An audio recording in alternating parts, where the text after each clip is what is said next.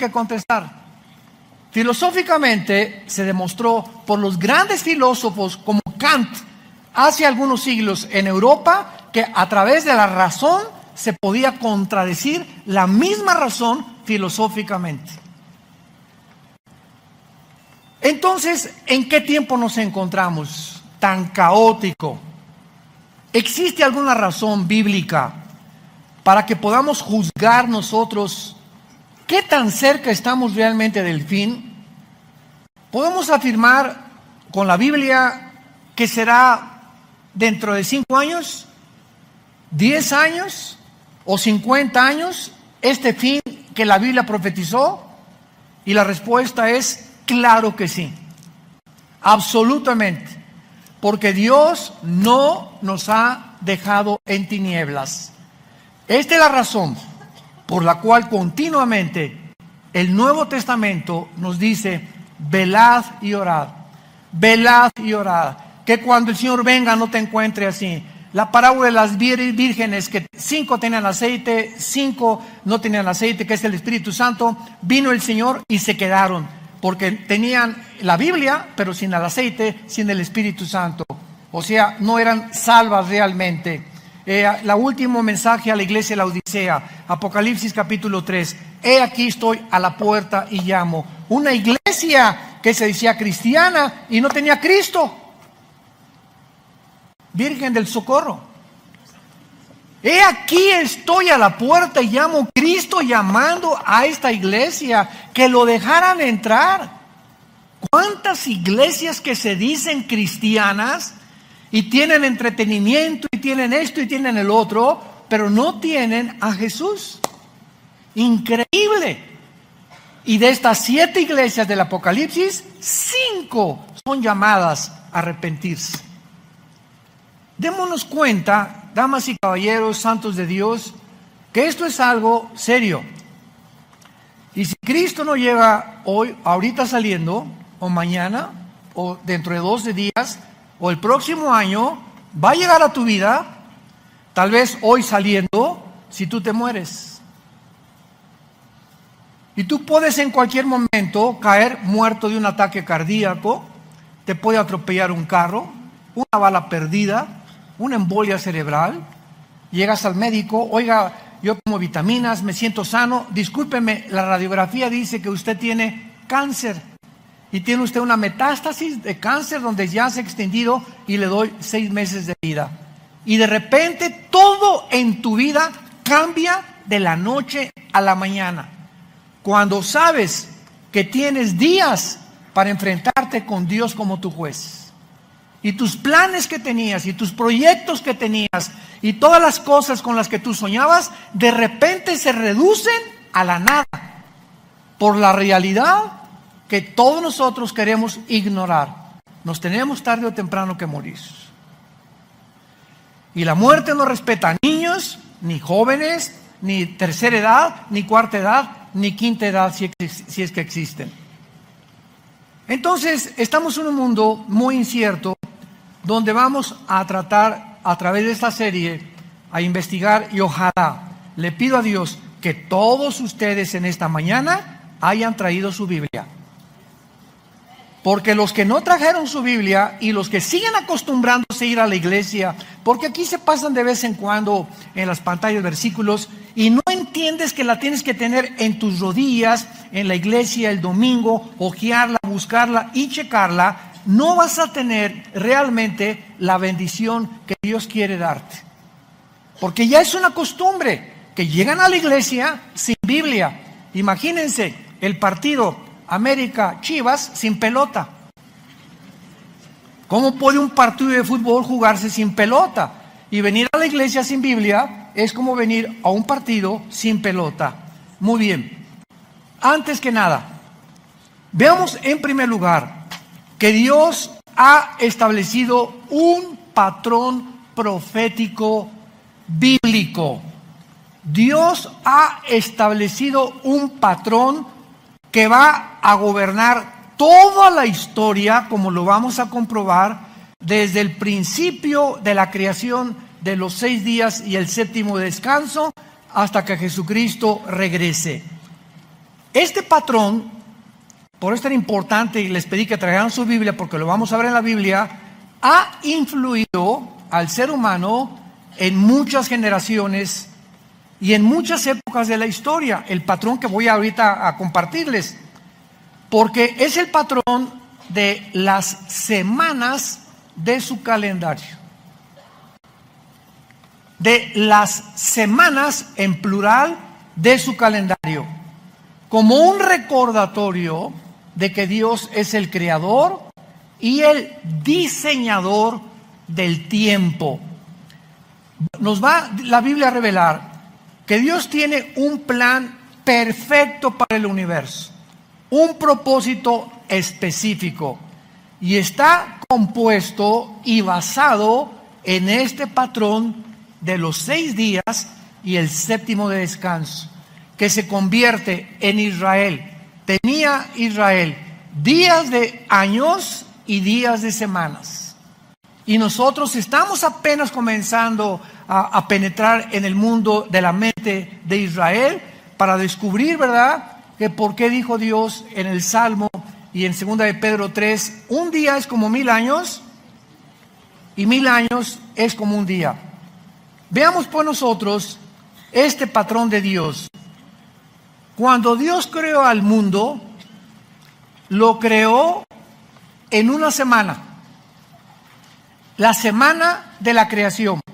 Vayamos a Génesis capítulo 2 y veamos nosotros que cuando la Biblia dice 3 días, 2 días, 5 días, 7 ángeles, 15 años de prueba, 40 años de prueba, nunca, jamás Dios nos da un número, nunca, al azar o por coincidencia, como cuando Cristo con la mujer samaritana se quedó 2 días, lo vamos a ver con los samaritanos. ¿Por qué 2 días se quedó con los samaritanos?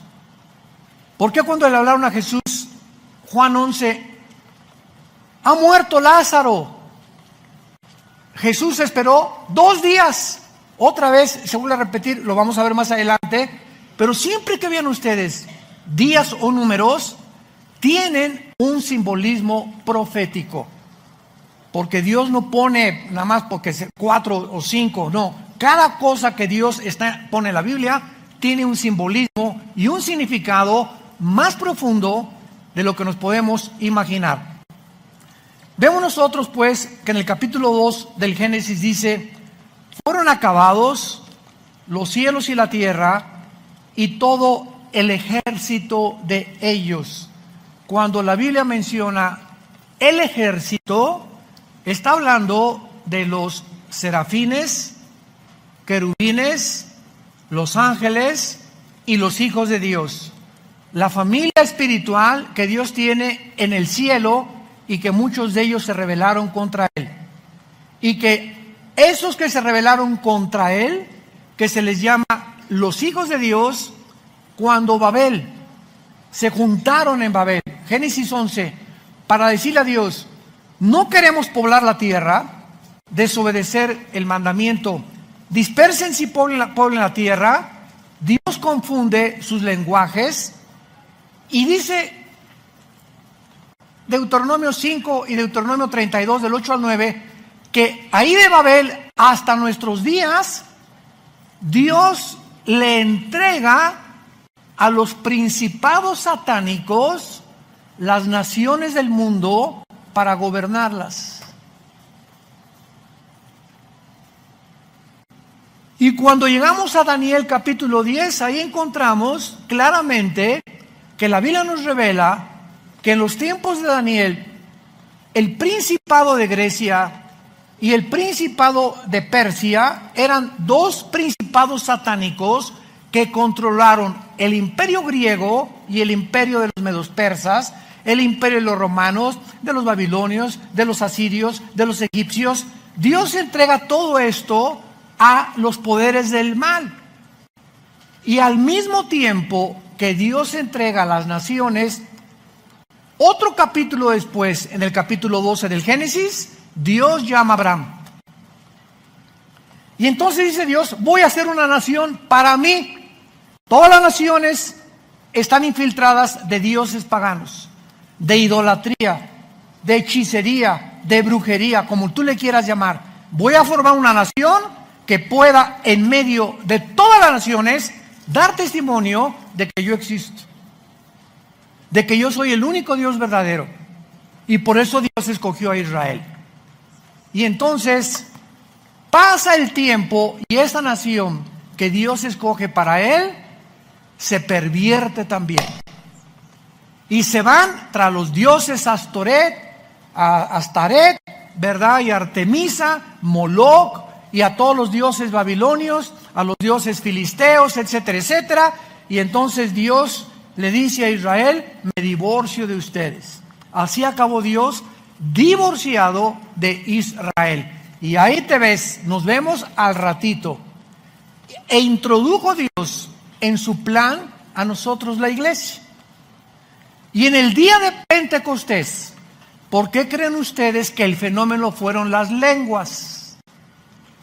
Casi la mayor parte de los cristianos se han ido con la finta, ¿verdad? Que las lenguas y que esto y que el otro, sin darse cuenta que las lenguas era una señal profética de que en ese momento Dios oían en su idioma, porque eran lenguajes, es la palabra glosa en el griego, que es un lenguaje conocido, no es una jeringosa como la que oímos casi siempre, es un lenguaje conocido que tiene que haber una interpretación de acuerdo a la Biblia para que sea genuino realmente.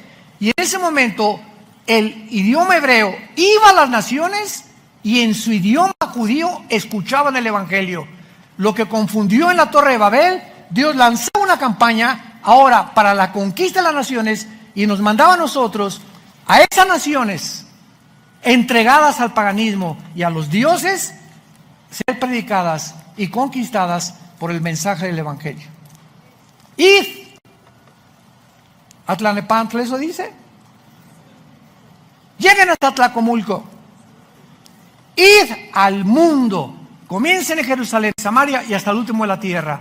Porque todas las naciones fuera de Israel estaban entregadas al paganismo. Ahorita Israel está guardadita para que cuando venga la tribulación, ahí Dios va a tratar con ellos. Pero les estoy dando un panorama general para que vean ustedes que Dios tiene un plan en la historia. Que nada de lo que sucede es accidental. Que nada es coincidencial. Hay un plan determinado de su anticipado consejo y preconocimiento para que las cosas suceden como Él mismo lo estableció. Entonces la Biblia nos revela que este ejército que Dios tiene y que menciona en el capítulo 2, dice la Biblia que acabó Dios en el día séptimo, Génesis 2:2, la obra que hizo y reposó. El día séptimo de toda la obra que hizo, y bendijo Dios el día primero. ¿Eso dice? ¿Ya ves por qué no traes Biblia? Y bendijo Dios el día séptimo. Vamos a ver el increíble significado detrás de esta bendición. Y lo santificó. No solamente lo bendijo, sino que también lo santificó, porque en él reposó de toda la obra que había hecho en la creación. Entonces vemos que tomaron 7 días, 6 días la creación, y el séptimo día Dios dejó de trabajar. Cuando dice la Biblia que Dios reposó, no significa que estaba cansado, porque dice Isaías 40 que Dios no es como nosotros, que se cansa. Al contrario, le dará fuerza al débil y al que ya no las tiene. Dios nos levanta con fuerzas como las águilas. Significa que dejó de trabajar, o sea, dejó de crear, vaya. Todo ya estaba creado, ya Dios no tiene nada que crear. Dios no volvió a intervenir en la creación. ¿Hasta cuándo creen? Hasta que vino Jesús. El que está en Cristo, nueva criatura es. la palabra criatura es creación. Dios vuelve a crear a nosotros, la iglesia, como el cuerpo de su Hijo Jesucristo. Dios crea dentro de nosotros un nuevo espíritu.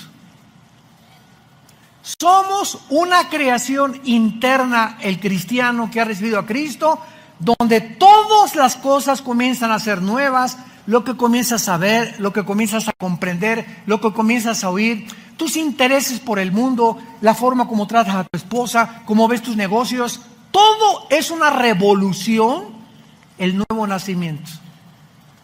Cosa que el mundo no entiende y, como decimos en México, ni entenderán, como de un Teofilito. Porque las cosas secretas de Dios, el mundo no las puede comprender. Pero comprendamos lo siguiente. Dios crea entonces 6 días de creación y un día séptimo. Este patrón recorre toda la Biblia. A Israel, cuando funda Dios Israel con Abraham, Dios le da a Israel 6 días de trabajo por un día sabático para el descanso humano. Entonces, en los días de la creación, Dios hace trabajar. Y aparte ese día, el séptimo día, que era el sábado para Israel, y ahí Dios dice, este día es especial. Y nos los da a nosotros esa semana. Y entonces, cuando Dios le da esa semana a Israel, vayamos rápidamente a Éxodo 16 y comprendamos la razón del sábado que Dios le da a Israel y las características o los secretos que se encuentran detrás de cada cosa que Dios hace en la Biblia. Esto es maravilloso.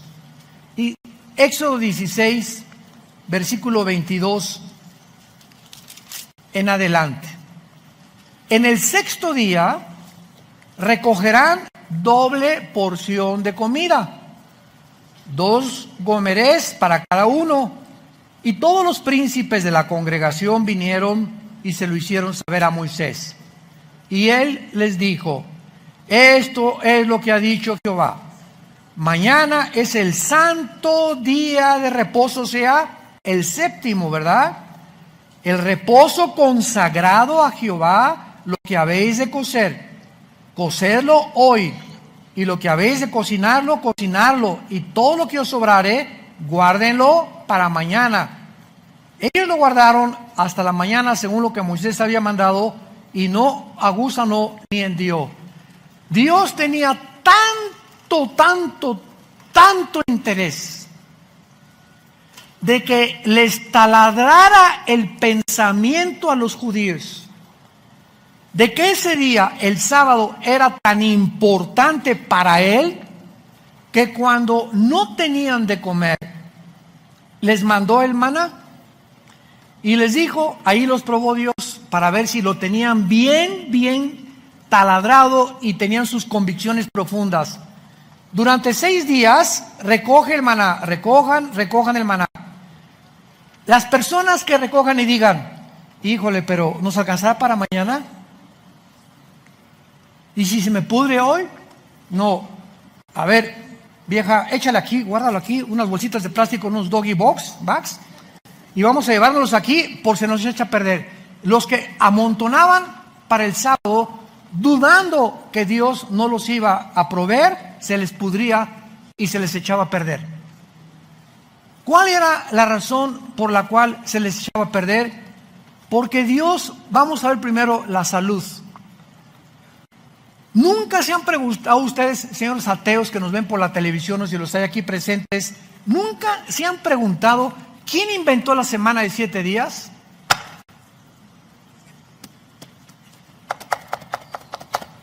¿Buda? ¿Marx? ¿El Che Guevara? ¿Walter Mercado? ¿Zoroastro? ¿Mahatma Gandhi? ¿Stalin? ¿Quién inventó la semana de 7 días? ¿De dónde salió? 6 días por 1, 6 días por 1, 6 días por 1. Y ahora la ciencia Y los estudiosos del cerebro y del comportamiento de la conducta humana han llegado a reconocer y a comprobar hasta el siglo XXI que las personas que no dediquen, y no tiene que ser el sábado, si tú trabajas el domingo, hoy, ¿verdad? Y descansas en tu hotel mañana, ese es tu día de descanso. Lo importante es lo siguiente, que Dios ha diseñado el cuerpo humano para que descanse. Y si tú no respetas que necesitas descansar, y descansar es no hacer nada. Ni te vas a llevar tu computadora el día de descanso. El día de descanso te vas a ir al boliche, o vas a ver una película, o te vas a Chapultepec, o a remar a Xochimilco, y te vas a olvidar completamente de todo para poder desatornillar todo lo que traemos aquí amontonado por 6 días. Porque si una persona no acostumbra a descansar totalmente y a sacar todos tus pensamientos y preocupaciones una vez al día, comienzas a manifestar problemas mentales. Algo se comienza a descomponer neurológicamente. Comienzas a ser una persona sumamente nerviosa. Comienzas a ser una persona con múltiples desórdenes de la personalidad. Comienzas en la mañana a ser una persona, con tu familia eres otra persona. Aquí llegas a la iglesia con cara de San Cleotilde. Con tus amigos tienes otra personalidad. Sin que nos demos cuenta, comenzamos a desintegrarnos y comenzamos a acudir al mundo, al psiquiatra, al psicólogo, que van a acabar dándote Valium, Prozac, Ecuaniles, pastillas tranquilizantes. Otros huyen en el alcohol, otros en las drogas, otros en las mujeres o en los placeres. Pero comenzamos a buscar algo que nos evada de la realidad que estamos enfrentando, porque no nos aguantamos a nosotros mismos. Y se manifiesta en amargura, en ira, en rencor, en falta de perdón. Y ahí estás dentro, ahí traes un veneno entre ti que te está infectando, que ya no has perdonado a tu cuñada de hace 2 meses, o a tu ex esposo de hace 1 año, o a tus papás, o a tus hijos, etcétera, etcétera. Y todo eso comienza a autodestruirnos, a desintegrarnos sin que nos demos cuenta. Y todo se refleja aquí en la mente. Y eres una persona desesperada, inquieta, frustrada, sin paz. Y si no tienes paz, tú no puedes venir a Dios. Tú no puedes venir en ese estado a creer que Dios te va a hablar en la Biblia. Porque tenemos que venir a la Biblia tranquilos, fuera amargura, fuera todo lo que sea fuera, Señor, dependo completamente de ti. A mi hijo no lo voy a cambiar, a mi hija no la voy a cambiar. El matrimonio de mis hijos está mal, que se vayan, que se arreglen, los aconsejamos, pero los problemas externos de nuestro matrimonio nunca permitas que entren a tu matrimonio, ni que descompongan la paz entre tú y tu esposa, entre tú y tu esposo. Yo les he dicho en los seminarios que tenemos allá en la Riviera a los matrimonios de nuestros hijos, oramos, pero nosotros no somos dioses para cambiarlos. Y les aconsejamos. Pero tú no puedes estar 3 meses, hermano, y mi hijo ya se quiere usar. Si quiere, que se divorcie, que recoja sus responsabilidades y las decisiones que él está tomando. No podemos ya pagar por los demás, entendámoslo. Ezequiel 18, los padres no son culpables de los pecados de los hijos, ni los hijos de los pecados de los padres. Necesitamos paz. Y necesitamos entregar toda nuestra ansiedad a la cruz. Padre, ahí está mi hijo. Yo no soy Dios, yo no voy a cambiar a mi hijo, no voy a cambiar a mi nuera, ni a mi yerno tampoco. No voy a cambiar a mi perro tampoco, que ladra y ladra todas las noches. No voy a cambiar no vamos a cambiar a nadie. Quisiéramos tener los hilos, ¿verdad? Y controlar las vidas de todos los demás. Y ya se fue mi hijo, que se vaya. Ya Dios nos los entregó y oramos por ellos. Y si les va mal, van a aprender a través de lo que les vaya mal. Pero no podemos afectar la corta vida que Dios nos ha dado con problemas de los demás. Lo único que podemos orar es orar. Que México por aquí y por allá, no podemos cambiar al gobierno. Dios permite los gobiernos que tenemos. La única forma es orar por los gobernantes. Vamos a hacer un desfile en la calle, arriba la bandera, muere el gobierno. Eso los cristianos no lo podemos hacer. Somos la conciencia y podemos decir, estamos en contra del aborto, estamos en contra de los matrimonios gays, estamos en contra de estos, pero jamás hacer protestas ni unirnos a desfiles en contra del gobierno. Romanos 13, porque las autoridades han sido establecidas por Dios. No hay nunca en el Nuevo Testamento, escuchémoslo, nunca ningún apóstol hablando mal contra Roma, que fue el peor gobierno que ha habido en la historia, que los echaban a los leones. ¿Y qué dice la Biblia? Romanos, Pablo, Pedro, oren por vuestros gobernantes, sométanse a sus autoridades. Cuando ya no podemos someternos, es cuando nos digan, no se puede leer la Biblia, discúlpeme, ahí sí no nos sometemos. Ya no se pueden reunir, discúlpenos, y ahí no nos sometemos. Tenemos que someternos. Por eso los cristianos se reunían en las catacumbas, se escondían porque el gobierno de Roma no les podía prohibir reunirse, porque era una ley que estaba invalidando una ley superior, que era la ley de Dios. Es como una esposa: esposo, estoy sujeta contigo y te obedezco, pero a mí no me obligas a ver pornografía, a mí no me pones una mano, porque eso no es sujeción, eso es mansedumbre. Entonces todo tiene límites, y esos límites los tenemos que conocer, porque si no los conocemos, somos víctimas de las personas y del diablo, que las usa para quitarnos la paz, para atormentarnos y para abortar el plan de Dios en nuestra vida. Porque no traemos la Biblia ni siquiera el domingo a la iglesia, y si la leemos entre semana, allá de vez en cuando, cada 15 días. Muy bien, esta semana que Dios le da a Israel tiene un trasfondo mental y psicológico también. Necesitamos descansar. Necesitamos descansar.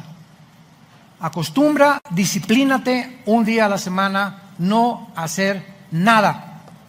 Vete con tus hijos, distráete, boliche, una buena película, etcétera, etcétera, no sé, jugar cartas ahí en tu casa, sin apostar desde luego, ¿verdad? Dominó, ajedrez, en fin, la cuestión es completamente aislarnos de todo lo de la semana y estar pensando y poder darle tranquilidad, porque las neuronas de nuestro cerebro necesitan no estar así todo el día, porque es una electricidad lo que traemos dentro. Todo es eléctrico aquí adentro. Y si tú estás siempre así, están así tus neuronas y vas a explotar. ¿Y qué va a ser el resultado? ¡Ah! Vas a golpear a tu esposa, quítame estos hijos, no me toquen ahorita. Y llegamos a un punto de desesperación. Te atraviesan el tráfico y sacas la pistola. ¿Por qué te me atravesaste y le echas el carro encima? Porque...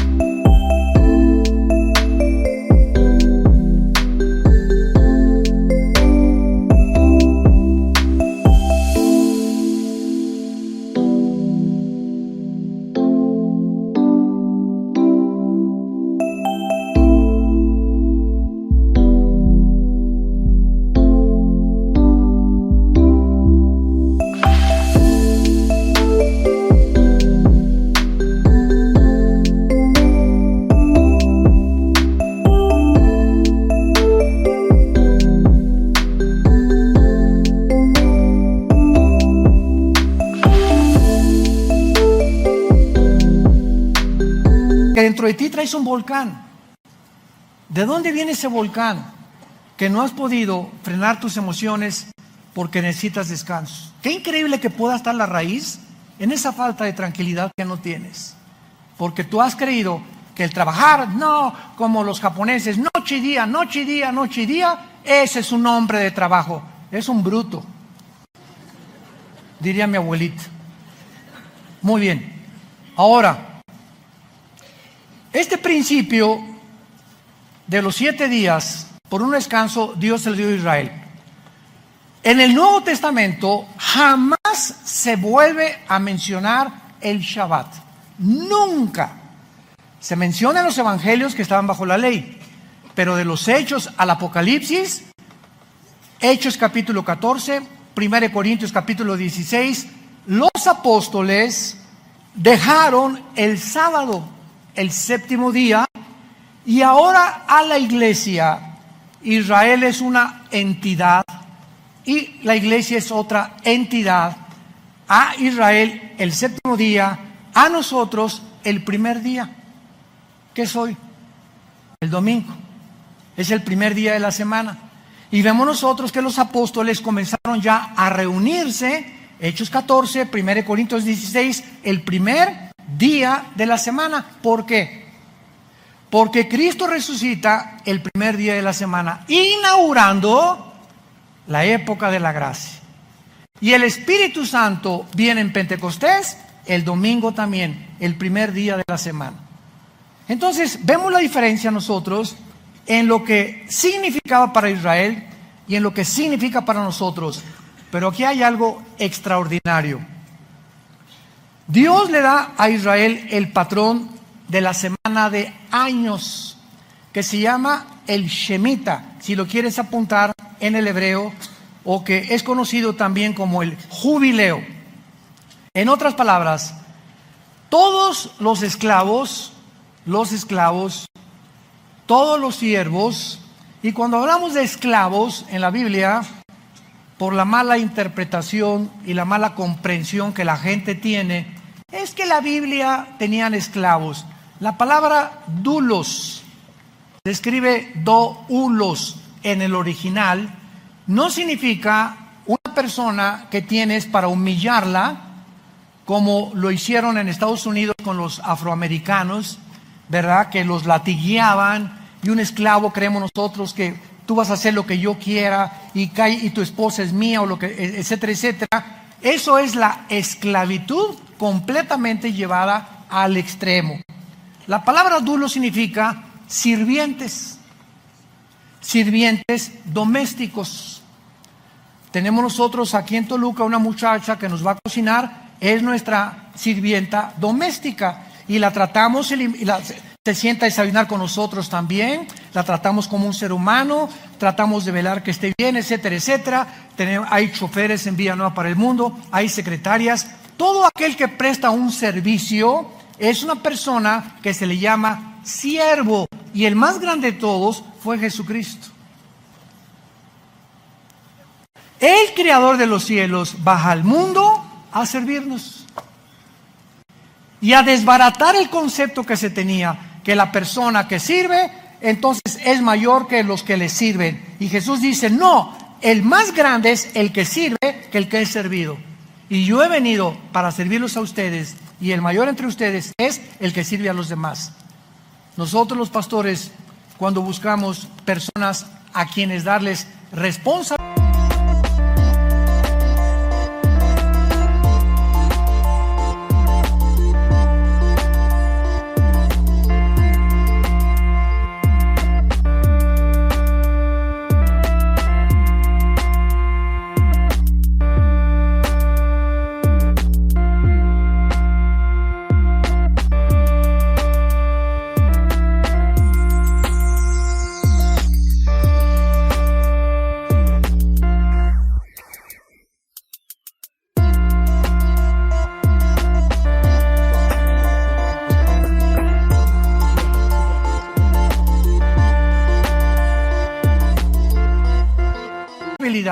¿saben qué buscamos?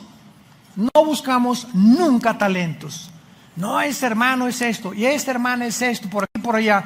Buscamos entre ustedes quienes tienen el espíritu de servicio.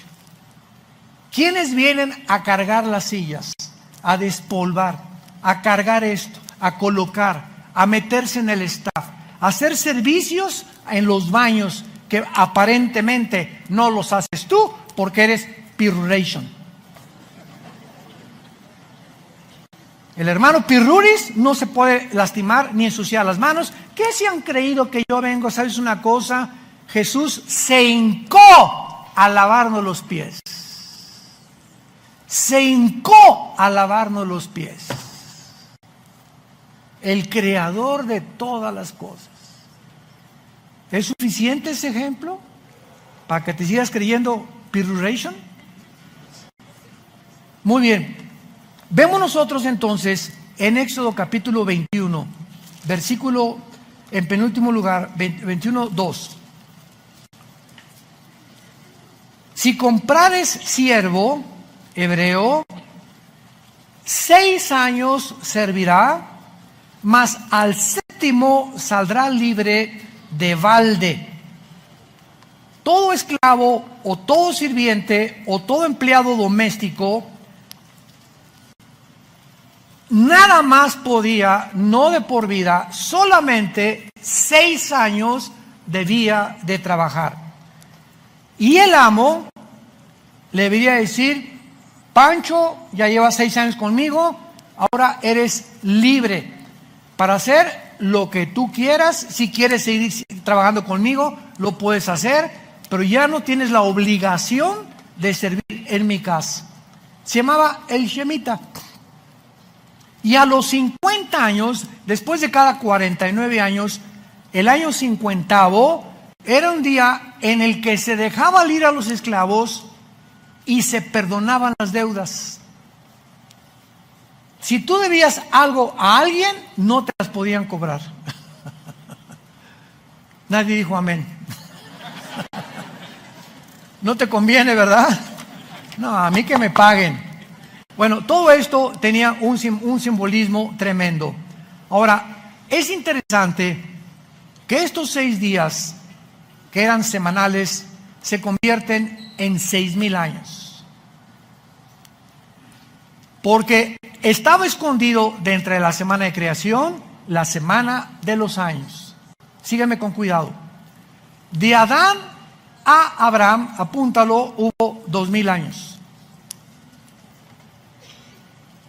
De Abraham a Cristo, 2,000 años. Ya llevamos 4,000 años. Y de Cristo a nuestros días, ¿cuántos llevamos? ¿Perdón? Ya casi 2,000 años. Ahora, muy bien. Si el séptimo año o los otros 1,000 años que siguen es el milenio, nos encontramos al final de los 6,000 años. ¿Cómo podemos? Aquí viene la cuestión, lo vamos a contestar en la otra conferencia.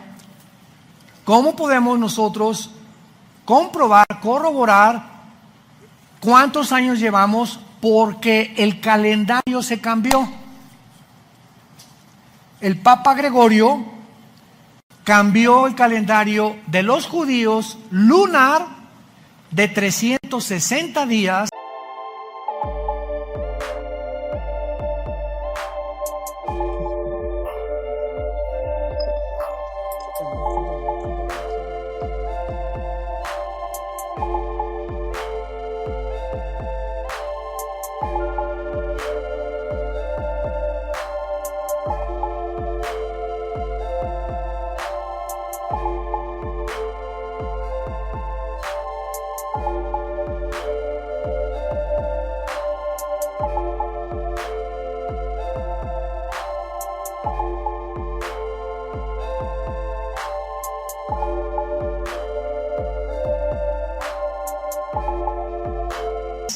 al calendario solar que nosotros tenemos de 365 días, minutos y segundos.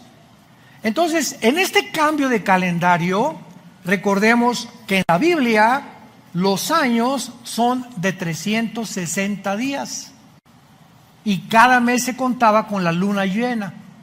Por eso el calendario judío comienza en Rosh Hashanah, que es en septiembre. El de nosotros, el 1 de enero, que es el calendario solar. Para los judíos, en marzo-abril es el Nisan, el inicio de las fiestas, y la culminación en septiembre y octubre, que es el Rosh Hashanah, el Yom Kippur y el Sukkot, que son las últimas 3 fiestas que no se han cumplido y que la que falta es el Rosh Hashanah, que es las trompetas, que es el rapto de la iglesia. Bye. Es interesante cuando comenzamos a poner así todas las piezas del rompecabezas, porque la Biblia es un rompecabezas, armamos el rompecabezas y todo tiene sentido, todo se aclara. Pero Dios no quiere aclararle a todos o a todas las personas. Dios quiere aclararles el panorama y darles tranquilidad y paz y seguridad y esperanza únicamente a los que siguen a Jesús. Nada más. Hermana, yo soy cristiano. Una cosa es ser cristiano y otra cosa es ser discípulo. Juan 8, 31 y 32. A los que ya habían creído, Jesús les dijo: si ustedes permanecen en mi palabra, serán mis discípulos. Entonces las iglesias están llenas de personas que se dicen cristianas, pero no es cierto que siguen a Jesús. ¿Qué es seguir a Jesús? Todos los días, de noche y de día, Josué. De noche y de día. De noche y de día. Medita, lee, memoriza, estudia este libro de la ley. Cuando yo vea que de día y de noche, Señor, a las 12 del día, o que de día y de noche, yo nada más en la noche, o que la canción, hombre. ¿Qué es la fe? ¿Creer lo que la Biblia dice? ¿Y por qué no lo haces? ¿Tienes fe? También los demonios la tienen. Y te ganan porque tiemblan, pero no hacen la voluntad de Dios. La fe, si no tiene obras, no es fe. Y por eso se justifica no la salvación, sino se declara públicamente y ante los ángeles y ante Dios que tú crees esto porque lo estás practicando. Si tú dices creo y no vives lo que tú crees, te engañas a ti mismo. Cuando tú hagas esto, de día y de noche, de día y de noche, todo lo que hagas prosperará. Te irá bien en todo lo que tú hagas, porque mi presencia, dice el Señor, irá contigo. Porque yo honro a los que me honran. Y es el tiempo en que estamos viviendo nosotros, que tenemos que despertar ya a la realidad de que el cristianismo que se está viviendo no es el cristianismo, es entretenimiento. Las iglesias ahora son discotecas para entrenar, hasta humo y luces y por acá y por allá, y mantener a la gente aquí, acá, y jamás pecado, ni arrepentimiento, ni que es la vida cristiana, ni la necesidad de seguir a Jesús. Simplemente un circo Ataide. Nada más falta que inviten a Cepillín para que estén contentos los cristianos. Oremos.